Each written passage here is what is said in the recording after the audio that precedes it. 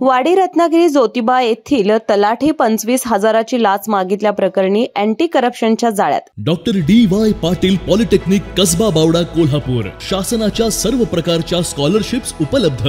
या माध्यमातून विद्यार्थ्यांना 50 ते 100% फी सवलत, अद्ययावत लॅबोरेटरीज, इंटरॅक्टिव्ह पॅनल युक्त क्लासरूम्स, विद्यार्थ्यांसाठी बसची सुविधा, नामवंत कंपन्यांमध्ये नोकरीची संधी। Doctor D Y. Patil polytechnic Kasba Bawada Kolhapur. Wadi Ratnagiri ज्योतिबामध्ये तलाठी कार्यालयाच्या कार्यक्षेत्रामध्ये असणाऱ्या गिरोली गावच्या गायरानामध्ये खडी पसरून खासगी इसम रस्ता करत असल्याची माहिती तलाठी रमेश वळीवडेकर यांना मिळाली। त्यानुसार त्यांनी घटनास्थळी जाऊन खडी पसरण्यासाठी वापरण्यात येणारा जेसीबी मशीन ताब्यात घेतला।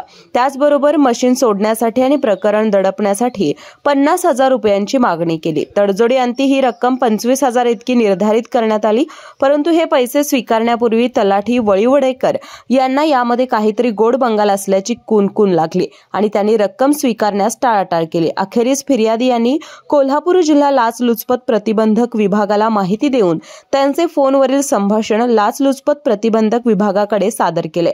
त्याची रितसर तपासणी करून दोघांच्या आवाजाची खात्री पटवून तलाठी वळीवडेकर यांनीच 25,000 रुपयांच्या रकमेची लाच मागितल्याचं स्पष्ट झाल्यानंतर कोडोली पोलीस ठाण्यात गुन्हा नोंद झाला असून कोल्हापूर जिल्हा लाचलुचपत प्रतिबंधक विभागाने आज वाडी रत्नागिरी ज्योतिबाचे तलाठी रमेश मुरलीधर वळीवडेकर यांना ताब्यात घेतलेला आहे। अशाच नवनवीन अपडेट पाहण्यासाठी आमच्या केके न्यूज चॅनेलला सबस्क्राइब करा।